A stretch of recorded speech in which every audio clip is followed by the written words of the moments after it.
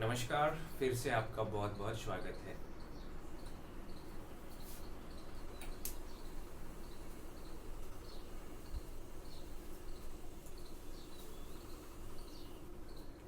नमस्कार, फिर से आपका बहुत बहुत स्वागत है। तो भारतीय संविधान के भाग 3 के बारे में हम पढ़ रहे थे और हमने देखा है क्या सब। तो इसमें हम ने पढ़ा कि 6 तरह की मूल अधिकार दिया गया है, जिनमें पहला जो अधिकार था वो था क्षमता के अधिकार या समानता के अधिकार, जिसका संबंध आर्टिकल 14 से लेकर के आर्टिकल 18 तक था। दूसरा जो मूल अधिकार था वह था स्वतंत्रता का अधिकार, जिसका संबंध आर्टिकल 19 से लेकर के आर्टिकल 22 तक था। इस वीडियो में जो हम पढ़ेंगे शोषण के विरुद्ध अधिकार। और शोषण के विरुद्ध अधिकार की चर्चा भारतीय संविधान के 2 आर्टिकल में किया गया है। ये है आर्टिकल 23 और आर्टिकल 24। तो सबसे पहले हम आर्टिकल 23 के विषय में पढ़ते हैं। देखिए, जो आर्टिकल 23 है उनका दो क्लॉज है। आर्टिकल 23 क्लॉज 1 और दूसरा आर्टिकल 23 क्लॉज 2। तो हम आर्टिकल 23 के क्लॉज 1 के विषय में समझते हैं कि इसमें क्या सब दिया गया है। आर्टिकल 23 का जो क्लॉज 1 है, आर्टिकल 23 क्लॉज 1 जो है, इसमें शोषण के विरुद्ध अधिकार है। मतलब विभिन्न तरह के शोषण को प्रतिबंधित किया गया है। शोषण को प्रतिबंधित किया गया है। शोषण को प्रतिबंधित किया गया है क्योंकि भारतीय समाज में हो या फिर कोई भी समाज हो, वहाँ पे जो समाज के कमजोर वर्ग के लोग होते हैं उसकी संभावना अधिक होती है कि उनका शोषण किया जाए समाज के उन लोगों के द्वारा जिसके पास शक्ति है, चाहे वो आर्थिक शक्ति हो या राजनीतिक शक्ति हो। तो भारतीय संविधान के आर्टिकल 23 के जो क्लॉज 1 है उसमें शोषण को प्रतिबंधित किया गया है। इनमें सबसे पहले जो है वो बलात्संग को प्रतिबंधित किया गया है। बलात्संग का मतलब होता है इच्छा के विरुद्ध कार्य करवाना।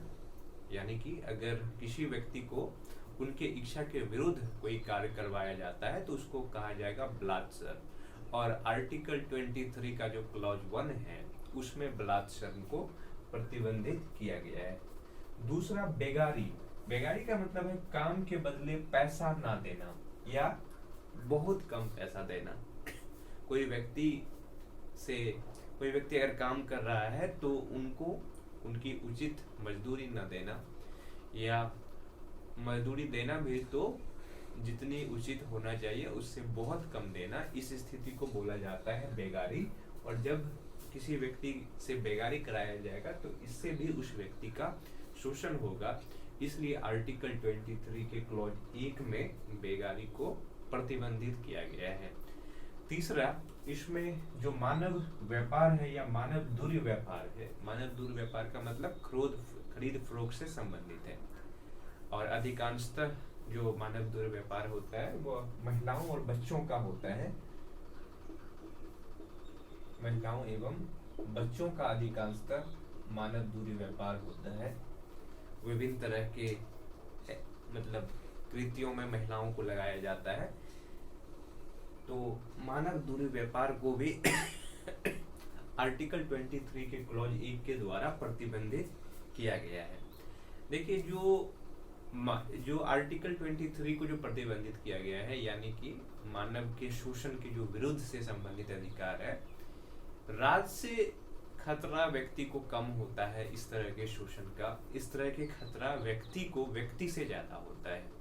यानी कि जो आर्टिकल 23 के क्लॉज 1 में अधिकार दिया गया है, ये अधिकार व्यक्ति को राज्य के विरुद्ध ज्यादा मान नहीं करना पड़ता है। राज्य किसी व्यक्ति से क्यों बलात्संग करेगा या किसी का मानव दुर्व्यापार क्यों कराएगा, पर कोई व्यक्ति किसी व्यक्ति से इस तरह की काम करवा सकता है। तो ये अधिकार से संरक्षण व्यक्ति को व्यक्ति से ज्यादा प्राप्त होता है। जो आर्टिकल 23 का क्लॉज 2 है, इसमें कहा गया है कि राज्य विशेष स्थिति में, मतलब राज्य विशेष स्थिति में, जैसे युद्ध की स्थिति हो गया या महामारी आ गई या फिर किसी तरह के प्राकृतिक आपदा आ गया, तो इस स्थिति में व्यक्ति को राज्य के लिए अनिवार्य सेवा करने के लिए कहा जा सकता है। और जब व्यक्ति को राज्य के लिए अनिवार्य सेवा के लिए कहा जाएगा तो उसको आर्टिकल 23 के क्लॉज 1 के संबंध में या आर्टिकल 23 क्लॉज 1 के द्वारा उसको उसमें नहीं रखा जा सकता है। यानी कि जब देश को जरूरत पड़ेगा तो किसी व्यक्ति को राज्य के लिए या देश के लिए राज्य अनिवार्य सेवा व्यक्ति से करवा सकता है।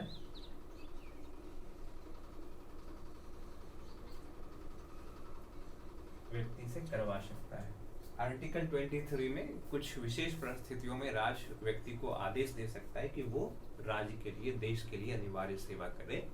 उस स्थिति में इसको आर्टिकल 23 के क्लॉज 1 के द्वारा शोषण नहीं माना जाएगा। पर एक चीज ध्यान में रखिएगा कि जब भी किसी व्यक्ति को राज्य अनिवार्य सेवा के लिए बुलाएगा तो उस व्यक्ति के साथ जाति, धर्म के आधार पर भेदभाव नहीं किया जा सकता है कि अगर कोई व्यक्ति इस धर्म की है, इस जाति का है, तभी इससे अनिवार्य सेवा राज्य कराएगा।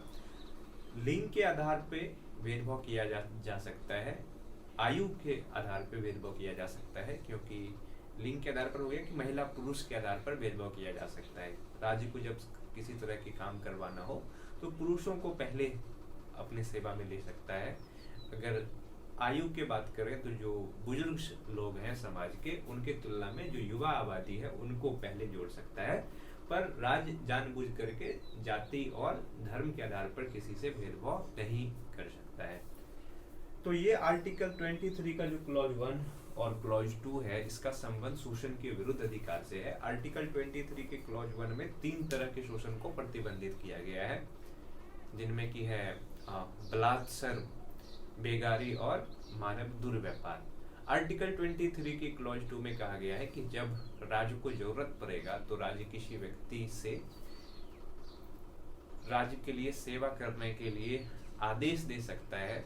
उस समय आर्टिकल 23 के क्लॉज 1 के द्वारा वो व्यक्ति द्वारा किया गया कार्य शोषण के दायरे में नहीं आएगा, क्योंकि उस समय राज्य की जरूरत होता है। और बहुत सारे देशों में अनिवार्य सैनिक सेवा भी लागू है, जैसे वियतनाम हो गया या इजराइल हो गया। यहाँ पे वहाँ के नागरिक को कुछ समय तक सेना में अपना योगदान देना होता है। पर भारत में इस तरह की व्यवस्था नहीं है। पर आर्टिकल 23 क्लॉज 2 में जो राज्य है उनको ये शक्ति देता है कि जब जरूरत पड़े तो वो व्यक्ति से अनिवार्य सेवा के लिए काम करवा सकता है व्यक्ति से। अब देखते हैं आर्टिकल 24 अनुच्छेद 24, और इसमें किस तरह की बात किया गया है।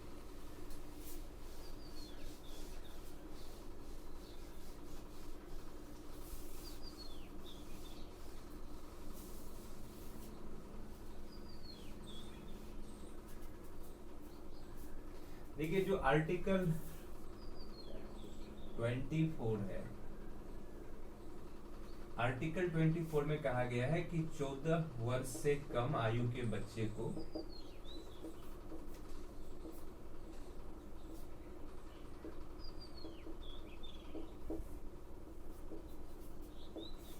हानिकारक कार्यों में नहीं लगाया जा सकता है।